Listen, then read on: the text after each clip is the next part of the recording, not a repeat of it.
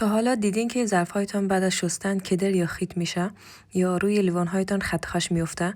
دلیلش اینه که این کارها رو انجام نمیدین. بریم ببینیم از چه موادهایی استفاده کنیم تا این اتفاقات نیفته. اول هر چند وقت یک بار فیلتر کف ماشین ظرفشویی را در میاریم تا بعداً تمیز با دست بشوریم. در این قسمت هم نمک ماشین ظرفشویی را میریزیم.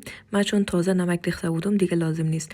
نمک باعث میشه که آب نرمتر بشه، ظرف‌ها بعد از شستشو کدر یا خیت نشن. معمولاً هم وقتی مخزن خالی شد یا چراغش روشن شد دوباره پرش میکنیم. و مصرف نمک بستگی به این داره که چقدر از ماشین استفاده میکنید. هرچی بیشتر از ماشین استفاده کنین زودتر هم باید نمکش را پر کنین. بعد یکم جوش شیرین داخل ماشین میریزیم تا چربی های مونده تمیز بشه و بوی بد نگیره. در این قسمت هم از جلادهنده پر میکنیم. معمولا هر چند هفته یک بار یا هر وقت که تمام شد کافیه دوباره پرش کنیم. و یک دانه از این جرمگیرها را باز میکنیم و برعکس روی سبد ماشین ظرفشویی میذاریم و هر یکی 2 ماه یک بار کافیه.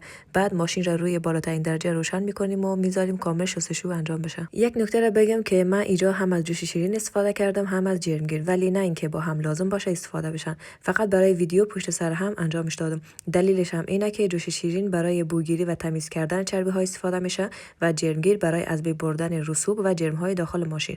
برای همین هر کدام کاربرد جداگانه دارن و در حالت عادی جدا از هم استفاده میشن. و در این فاصله که ماشین در حال شستشو هست، فیلتر و قسمت های کف ماشین ظرفشویی را که در آوردیم با یک مسواک کهنه خوب تمیز میکنیم، آبکشش میکنیم و میذاریم تا خشک بشه.